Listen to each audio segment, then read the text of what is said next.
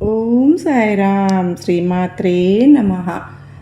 వెనుక ఒక ఆయన అంటండి, 2 చిలుకల్ని అమ్ముతాను అన్నంటే ఒక చిలుక 10 రూపాయలు, రెండవ చిలుక 10,000. వాటిని విడిగా మాత్రం నేను అమ్మను, 2 కలిపే కొనుక్కోవాలి అని అంటారు. ఈ 2 చిలుకలు తెల్లవారుజామున మాట్లాడతాయి అని కూడా చెబుతారన్నమాట. ఒక రాజు ఈ రెండింటిని కొనుక్కుంటారు.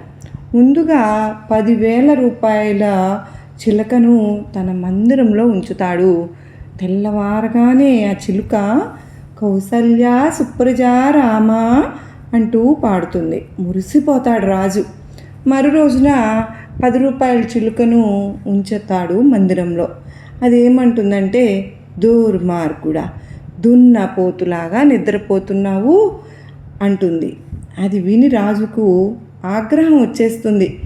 దీన్ని తీసుకువెళ్ళి పీక కోసి అవతల పారేయండి, దీన్ని అమ్మిన వాడిని తీసుకుని రండి అంటాడు. అయ్యా, ఒక చిలుక భాగవతుల ఇంట పెరిగింది, ఇంకో చిలుక దుర్మార్గుడి ఇంట పెరిగింది. మన ఇంట్లో ఏదైతే మాట్లాడుతామో మన పిల్లలు కూడా అదే మాట్లాడతారు అని దీనిలోని భావం. కనుక పిల్లలు ఉన్న ఇంట ఆచితూచి మాట్లాడాలి. మనం ఏమి మాట్లాడుతూ ఉంటే వాళ్ళు చూస్తూ ఉంటారు, మనని గమనిస్తూ పెరుగుతారు. కనుక వాళ్ళు మనలాగానే అవుతారు. అంటే మన అమ్మ నాన్న ఎలా ఉంటారో బిడ్డలు కూడా అలానే ఉంటారు. దానికి తగినట్లుగా మనం ఇప్పటి నుంచినే చాలా జాగ్రత్తగా మాట్లాడడం అనేది అలవరుచుకోవాలి. మన మాటే మంత్రం అంటారు కదండి. మన మాటలోనే మన వినయం మొత్తం అంతా కూడా, మన భవిష్యత్తు మన మాట తీరు వల్లనే అవతలి వారు గ్రహించగలుగుతారు.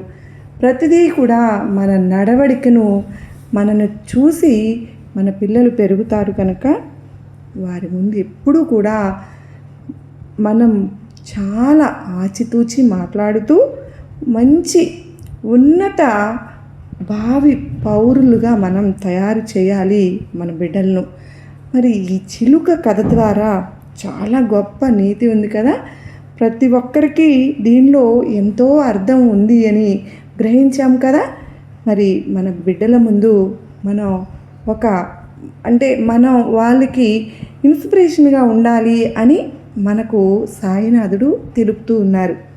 మరి మనందరము అలా ఉందామా? మన బిడ్డలను మనకు దగ్గర చేసేది కూడా అదే. సర్వే జనా సుఖినో భవంతు.